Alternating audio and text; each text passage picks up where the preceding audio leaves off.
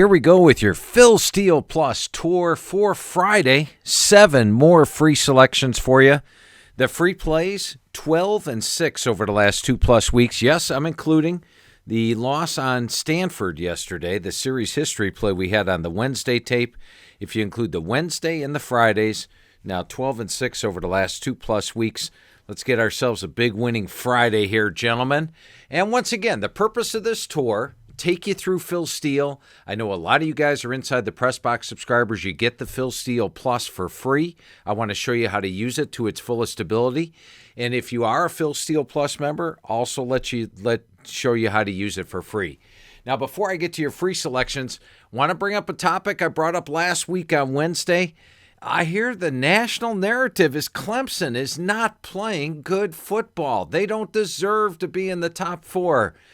Not true, guys. They had one bad game, North Carolina. They won the game 21-20.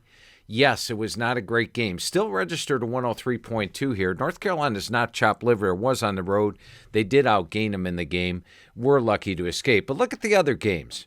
Georgia Tech, 52-14. They just destroyed them, and they played a lot of players. Texas A&M, 24-3. Now, if you click down here on your Phil Steele Plus, you can click on the box score of the game. You can see that Texas A&M got 91 other yards, 16 plays, and scored a touchdown with 6 seconds left in the game. Basically, this game was 24-3. It was 17-3 at the half, 24-3, and as mentioned, A&M got 91 other yards on the final drive. That's an impressive win. That's a good Texas A&M team. Syracuse has been a house of horrors for Clemson over the past couple years. They beat them 41-6 on the road. Charlotte, they played 110 players, beat them 52-10. And then Florida State, look at this. At the half, it's 28-0. They have a 367-63 yard edge and destroyed them. And then the other narrative is, well, they're not playing as well as they have in past seasons. That's not true. Look at last year. They struggled to get past Syracuse, barely beat them. In fact, if you look at that game, they trailed 23-13 in the fourth quarter against Syracuse. Were lucky to come back and get a touchdown with 41 seconds left to win the game. They were lucky to get past A&M on the road last year. They only beat Georgia Southern 38-7. They weren't playing that great last year, and yet last year's team finished out pretty well. And look at their defense. Unlike Alabama and LSU, and we'll take a look at Alabama's defense so far this year. Click on that. Alabama so far this year in SEC play actually allowing their opponents 22 yards above their season average, 441 yards per game. LSU so far this year, their defense has a couple of reds in there. In SEC play, giving up 416 yards per game, allowing their foes 37 yards above their season average. Clemson's defense holding opponents to 162 yards per game, below their season average. That's number 3 in the country. Their offense putting up 113 yards above their season average. That's number 11. They are playing good football, with the exception of the North Carolina game. And even that Florida State game, like I mentioned, Florida State's, Todd will get the box score updated for you, or you can click on that. But it was 28-0 at the half, a total blowout. And so Clemson's playing better. And for those that say Georgia played a really crummy game last week, that's not true. They had 4 turnovers. If you look at the yardage, they actually had a 468-297 yard edge. And for those that say Georgia's got no chance of winning, all they have to do is win out. They play Kentucky, they'll be favored. Florida will be favored. Missouri will be favored. I think they'll be favored at Auburn, Texas A&M, Georgia Tech. And then keep in mind, the last 2 years against Alabama, they've rarely trailed in those games. So Georgia's still very much alive. They just can't turn the ball over like last week where they were -4 in turnovers. All right, let's get to the selections now. I got off my soapbox there for a minute. Just getting tired of the national narrative saying Clemson's not playing good football. They are, guys. They are. They're playing good. Look at this defense. And all the talk about all these players they lost, they haven't had a single game where they've even allowed over 300 yards per game on the season. They're giving up 255 yards per game, holding opponents to 162 yards below their season average. They are playing good defense. So watch the games. Don't just go off of one game, Clemson against North Carolina. All right, let's take a look at these. The first game we're going to look at is a conference stats and mutual opponent play. And it's a big game this weekend. It's Oregon against Washington. Let's click on Oregon here. And, you know, when you think Oregon, you think offense, don't you? Justin Herbert. They've got Verdell and Dye in the backfield. Now, they did lose Jacob Breeland, and that's a big loss. He was their top receiver. He's out for the year. But look at this defense. Look at all this green here in conference play, giving up 263 yards per game. And let's take a look at conference play for Oregon and take a look at conference play for Washington. Oregon in conference play, and this is what I love about Phil Steele Plus. You've got conference play and non-conference play. I generally don't care what you did against Nevada, Montana, things like that. In Washington's case, I don't care what you did against Eastern Washington and Hawaii. Let's look at what you're doing in conference play. And we see, and this is the beauty of Phil Steele Plus here, conference play, Oregon is plus 154 yards per game. And they're playing to 109.6 average game grade. Their defense is holding foes to 127 yards per game, below their season average. Washington, meanwhile, in conference play, is minus 14 yards per game. They're actually getting outgained in conference play, playing to an average game grade of 97.1. So Oregon's playing to 12 points per game, higher in conference play. And you might say, well, let's see what they've done against, maybe Oregon's played weaker foes in conference play. They have played two mutual opponents. Those mutual opponents are Stanford, and the other one is, California. Well, Oregon beat Stanford 21-6. They beat California 17-7. They had an 86 and a 148-yard edge in those games. Meanwhile, Washington lost to California 20-19, lost to Stanford 23-13, got outgained by 188 yards, only outgained Cal by 45. So in the two mutual opponents, Oregon is plus 12.5 points per game, Washington's minus 5.5 points per game. Oregon is plus 117 yards per game, Washington's minus 71.5. So conference play, mutual opponent play, both say Oregon, a much better team statistically.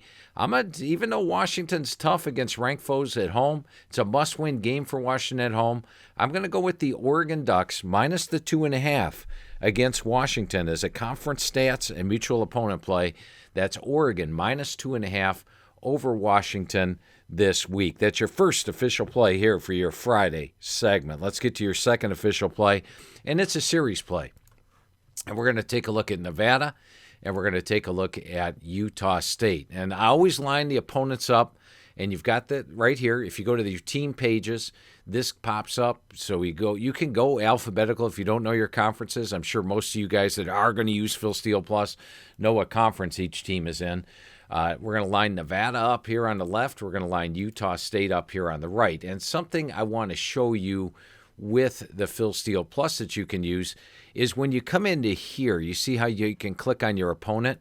Well, when you click on the opponent, all of a sudden, and I'll bring this over to the left, to the right a little bit so you can see it completely, you get the last 22 years matchups. Now, in this game, Nevada's a 21-point underdog. If you look here, Nevada's gone 1-2. The green here, for the record, is whether you won or lost. And at a glance, you could see that Nevada has actually won 7 of the last 9 games in this series straight up.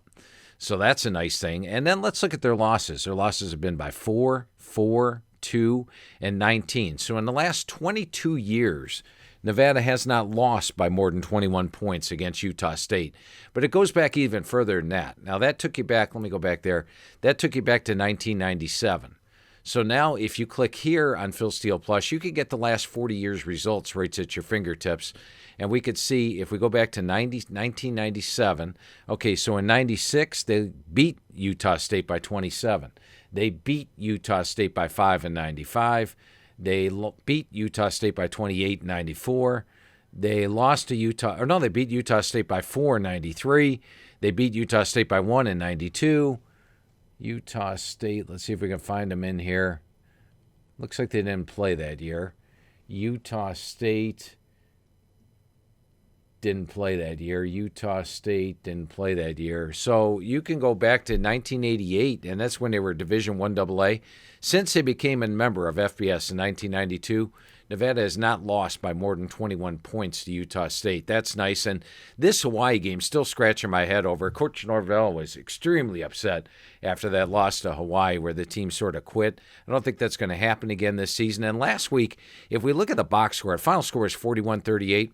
Nevada was completely in charge of this thing. They're up 24-3.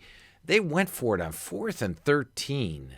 right before the half, and San Jose State was able to get a touchdown. They went 61 yards in 3 plays, got a touchdown with 27 seconds left in the half, sort of changed the momentum. Actually made it a close game last week. So a little bit of a coaching mishap there. I would have punted. Utah State wouldn't have scored. It would have been 24-3 at the half, and Nevada would have been up big. But overall, I like what Norvell did with the team after this loss, coming out with getting fired up, 541 yards offense. And one of the differences is, and another thing you can use on Phil Steele Plus, click on the individual stats. These are updated every week. You could see who the quarterback was, what's been going on. Well, Malik Henry was the number 3 rated quarterback coming out of high school. Originally signed at Florida State. Now, it took him a while to get in sync with this offense. He did not earn the starting job. They went with Strong, as you can see, for 3 games. They went with Solano for 2 games. Malik Henry took over last week, and he looked like a PS number 3 quarterback. 22 of 37, 352 yards passing last week. Henry did only run the ball 5 yards, but he does have capability of running the football. So I like that. And when you look at Utah State, they had a home game against Colorado State. I'm going to put Nevada ahead of Colorado State. They only beat Colorado State by 10 in that game. So they've got a 6-point win over San Diego State. They've lost to Wake and LSU. And they buried Stony Brook. And another thing I want to point out, when you look at these individual stats, and this one surprised me when I was breaking down the game. I break down every game. I line up one team on the left, the other team on the right. See what we got going for us? Jordan Love, NFL caliber quarterback. Yes, Jordan Love, exciting player. Look what he did last year. Very underrated. Last year, 32 touchdown passes, 6 interceptions. He had 64%. He is a very good quarterback, but they only have 2 returning starters on offense, including him. Stats are a little different this year. Jordan Love, 6 touchdown passes, 8 interceptions. Did you know that? I didn't until I was breaking down the game this week. I was like, wow, I didn't realize that. So Jordan Love, the quarterback, they had a 32-6 ratio last year. This year so far, only a 6-8 ratio. Now, he's still a very good quarterback. And they've got Warren, they've got Bright. They've got some talent there. Don't have quite the receivers they had last year. But I'm surprised at the 6-8 ratio. And once again, in this game, Utah State is laying 21 points. So you've got Henry a quarterback now. You've got Love with the 6-8 ratio. You've got going – Utah State has not beaten Nevada by 21 points or more since they joined the FBS. And Nevada is 7 – their only straight-up losses the last 9 years have been by 4 and 4 points in the series. So add it all up. We got an official play. Nevada plus 21 is a series play this week over Utah State. Let's take a look at what I'm going to call a Mirage Bowl. And the Mirage would have happened last week for Bowling Green. There was nothing to indicate Bowling Green could beat Toledo. Bowling Green, yes, they beat Morgan State, but they got blown out. In fact, in the games prior to last week, Bowling Green in FBS games, minus 43 points per game, minus 320 yards per game. And that is against FBS opponents. So we are looking at a team here that had been struggling, and they somehow, some way beat Toledo. And Toledo did lose their starting quarterback, but BG led the entire game. I think that this game here, rather than an indicator that Bowling Green has turned their season around and all of a sudden is something great, I think it was more of a mirage. And let's take a look at this Central Michigan team.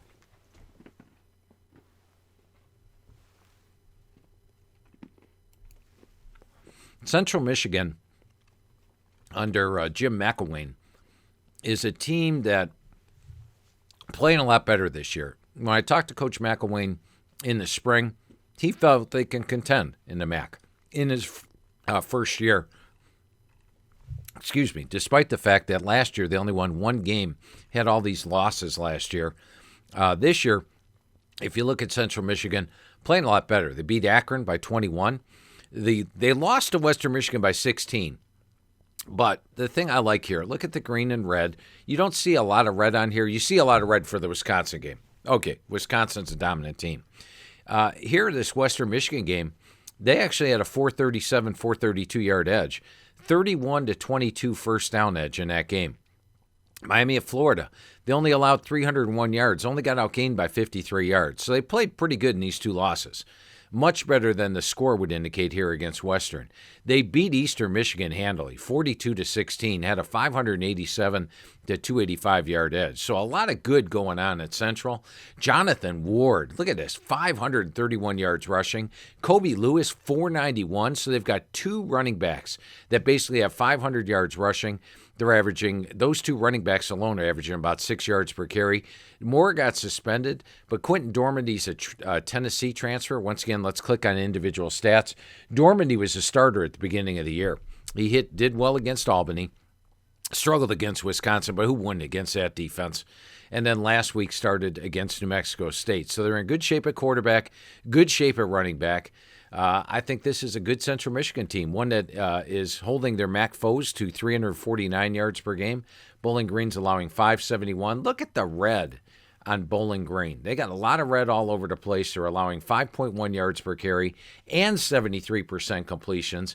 Yes, they played a great game against Toledo. I'm going to call that a mirage. I'm going to say they revert to this form, this red form here. Central's played good all year, and even in their losses, Miami has pointed out they played good. Western 31-22 first down edge. They lost by 16. I think the final score was a mirage in that game. This is a good Central Michigan team that's plus 170 yards per game in MAC play. This is a Bowling Green team that's minus 179 yards per game in MAC play. And because of the result last week, Central Michigan's only laying 10.5 here. Minus 10.5. Toledo was almost a 4-touchdown favorite here. I like Central Michigan minus 10.5 over Bowling Green. Lock it in. It's a mirage play. Central Michigan minus 10.5. So we got 3 plays locked in so far. We got 4 more to go. And let's go to a conference must-win game. Once again, I'm always going to put the visitor on the left. And you guys really should get Phil Steele Plus. By the way, while we're talking Phil Steele Plus here, you can get some great deal right now on Phil Steele Plus for the rest of the year. Phil Steele Plus, college, FCS, and NFL, season pass, $54. Type in the code word winners. All you have to do is come over here to the home page, or we're going to go to the Phil Steele store I should have gone to. Click on the store right here. And when you click on the store, go to Phil Steele Plus. And when you go to Phil Steele Plus, hit $54 order now, but type in the code winners, and you will take $5 off. You get Phil Steele Plus for $49 all the way through the Super Bowl. That's NFL, and there's still 11 weeks of the regular season left, plus all the playoffs. It's FBS. It's going to get you every last remaining season, all the way through the end of the regular season, plus the conference championships, plus all the bowls, and FCS. And don't you want to have this in your hands for the FCS playoffs so you know who the teams are, what they've been doing this year? I mean, this is really a great tool. $49 the rest of the year if you type in the code word winners. And if you just want FCS, you can get it for $19 the rest of the year. Type in the code word winners. So that is your Phil Steele Plus. But let's get on to that next game. And it's what I call a conference must-win. Once again, we're going to go to FBS. We're going to go to team pages. I always put the visitor on the left, so let's put Toledo on the left here.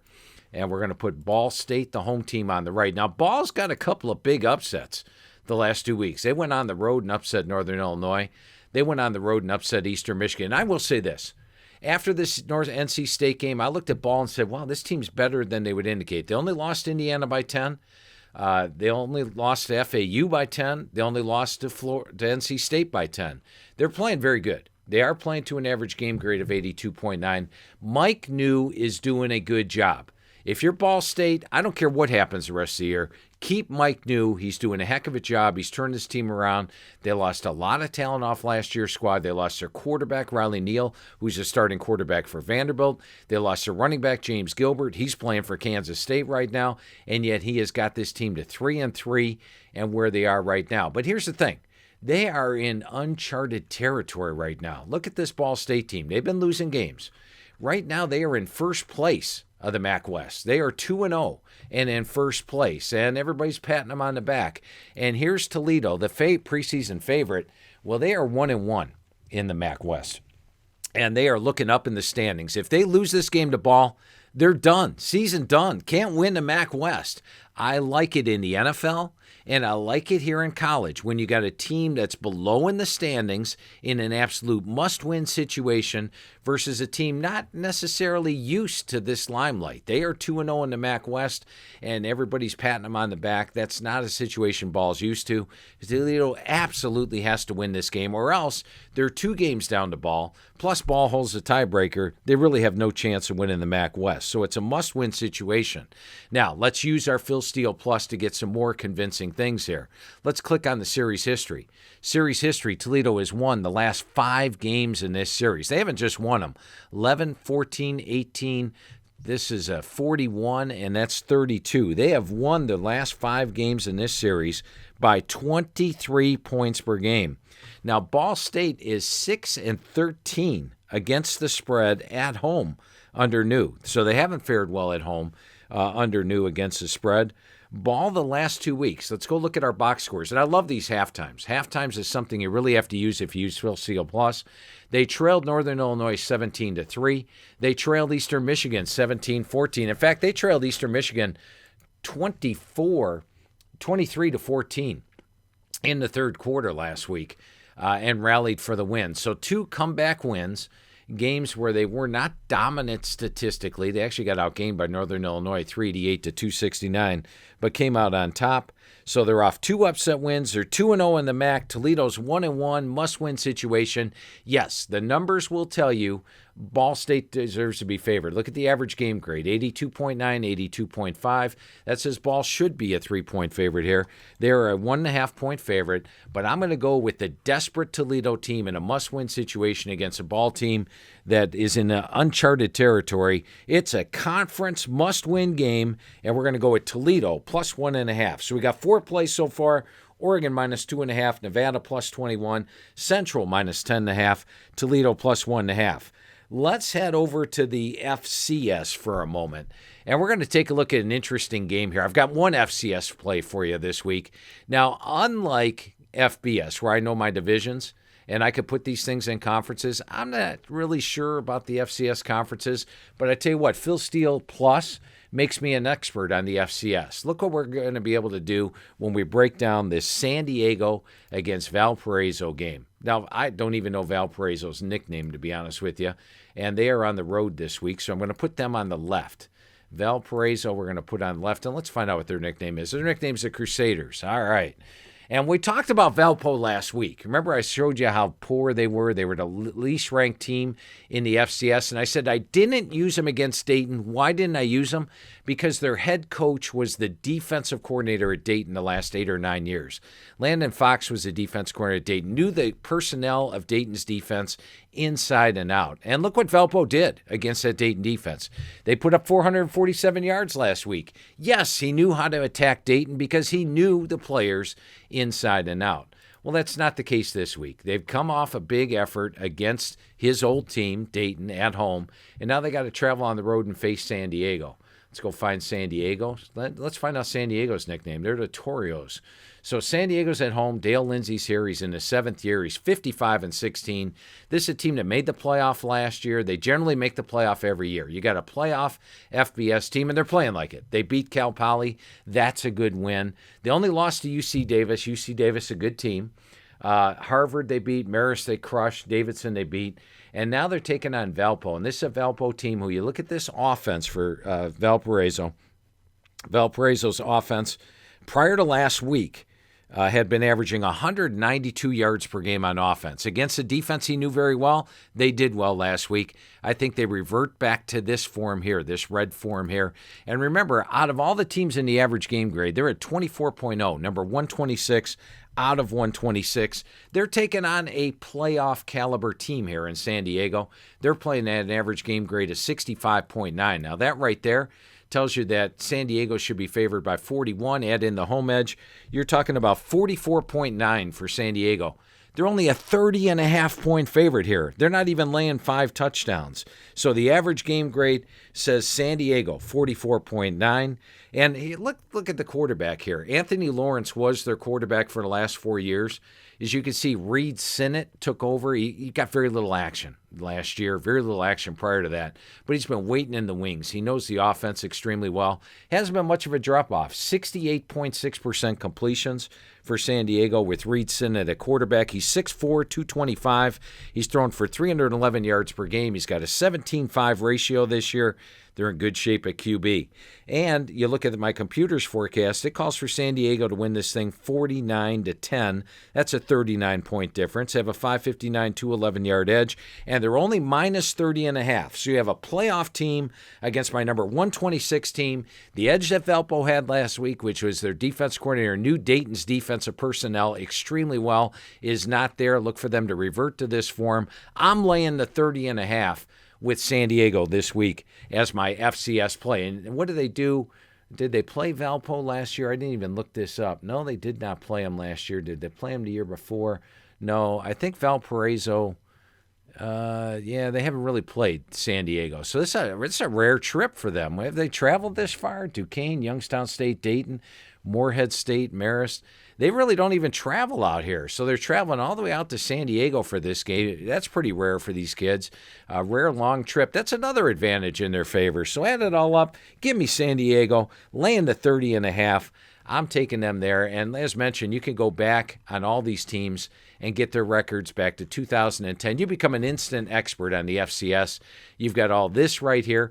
By the way, for San Diego, their receiving core, Bandy, he is still back this year. That's a big plus. And as mentioned, Reed Sinnett doing pretty good job there at quarterback. All right, we see what we can do for the FCS. It's got all that there. You can even go back and look at the individual player stats. What game did Sinnett play in? He had 2 of 4 against Marist last year. That was his biggest action, but playing a lot better. Playing great as the starter this year, and he has bided his time. He is a fifth-year senior at San Diego. All right, let's take a look at the NFL now. What can we do in the NFL? We're going to take a look at a matchup, San Francisco against Washington. Now, I was a little surprised. The thing I'm surprised at in this game, San Francisco is only a 9.5-point favorite. Maybe that's because Washington fired their coach and won a game. That's a great thing, right? Well, they beat Miami for crying out loud last week. San Francisco's the visitor. I'm going to line them up on the left.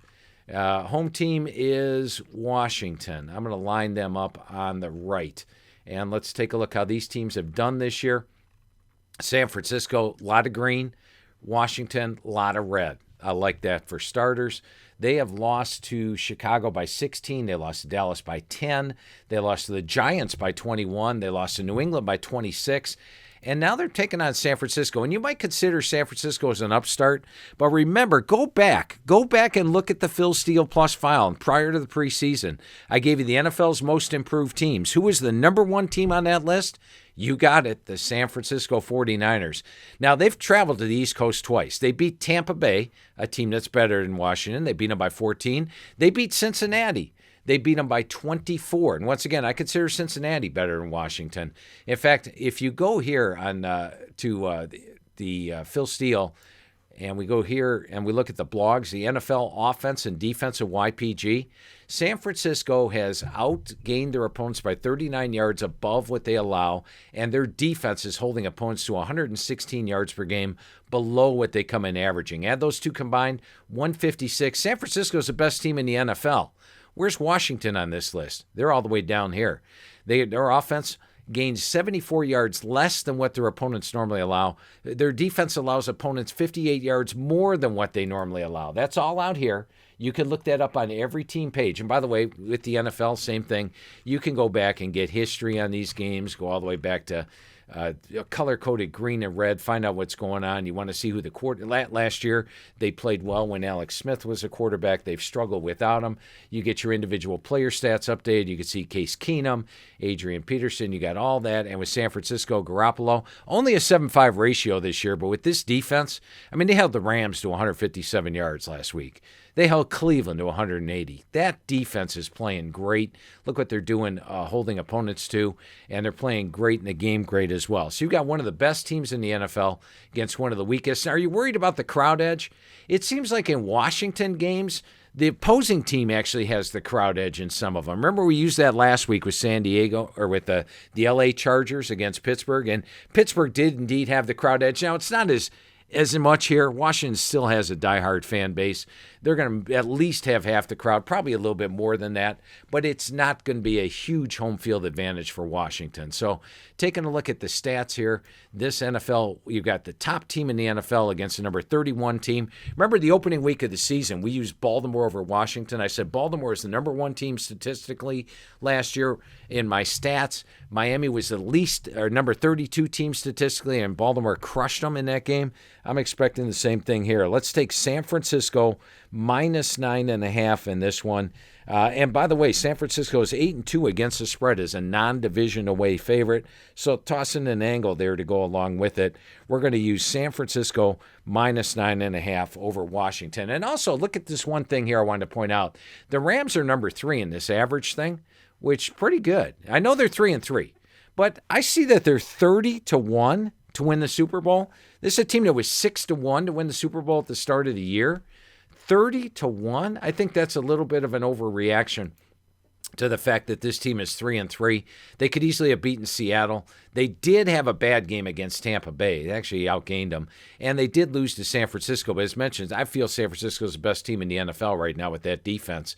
They can get this season turned around. If they make the playoffs, Gurley gets healthy, they're the same team they were last year. And they will have Cooper Kupp, which is something they didn't have at the end of last season. So I would go ahead and plunk down something on 30-1 to win the Super Bowl for the Rams. I don't think they're going to do it, but heck, 30-1 odds. It's like walking past a roulette table. It's 35-1 odds. You got about that much chance, and it's always great if it actually comes in. So throw something on the Rams at 30-1. Nothing major, but I'm surprised the odds are there.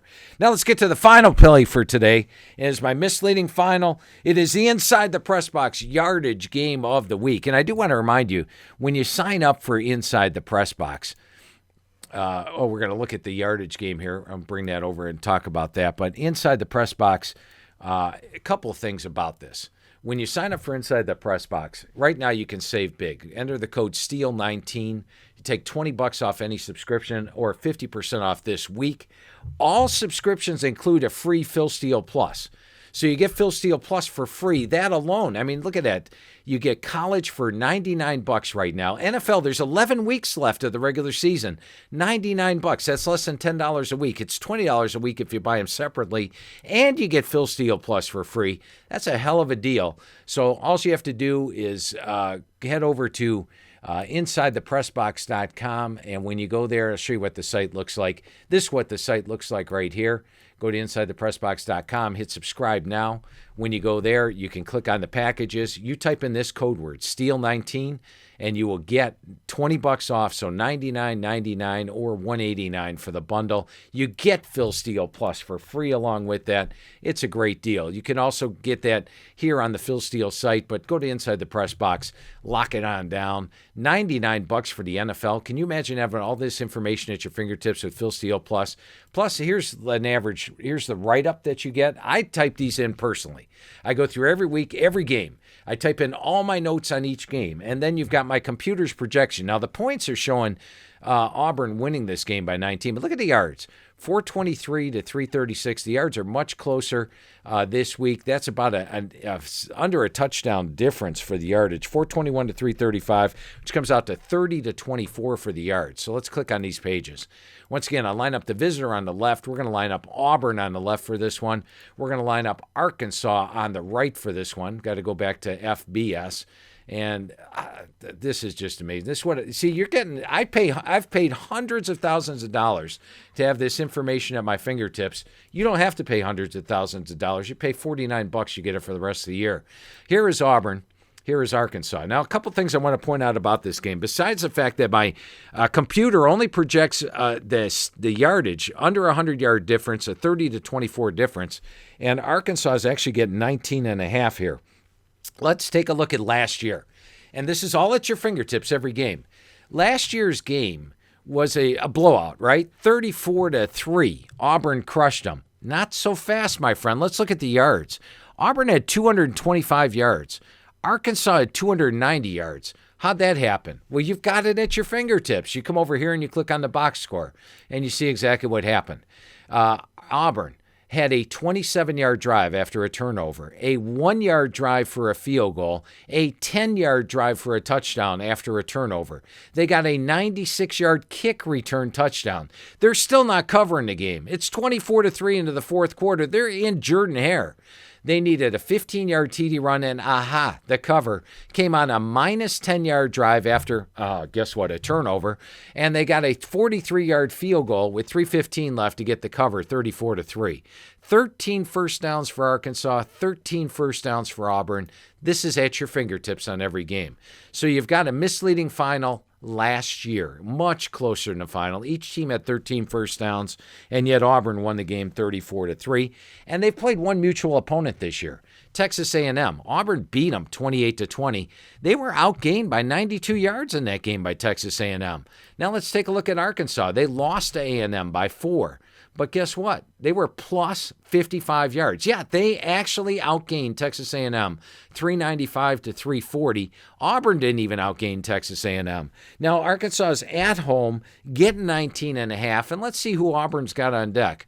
Oh, LSU. That's a pretty big game, isn't it? Yeah, it's a very big game. It's on deck next week. Arkansas doesn't have to worry about they're playing Alabama next week. I don't think they're looking ahead to the possibility of beating Alabama, but they know they played with Auburn last year. They get them at home, and they're plus 19.5 in this game. And they're alternating both quarterbacks. Going with the hot hand. Once again, click on individual player stats. We see Ben Hicks has been pretty good off the bench. He began the year as starter. Starkel took over, but Hicks has been doing a good job off the bench. So no matter who starts in the game, they've got Hicks or Starkel there. They've got a good running back. Rakeem Boyd is running the football well once again. He had 134 yards against Kentucky last week. He ran the ball well last year. And here's another thing. Auburn's running back, Jatarius Whitlow, or Booby Whitlow, he is out right now. He's going to miss about 4 to 6 weeks. This guy has been their ball carrier, 24, 23, 17, 18, 10, and 18. They have a redshirt freshman quarterback. They've been relying on Booby Whitlow.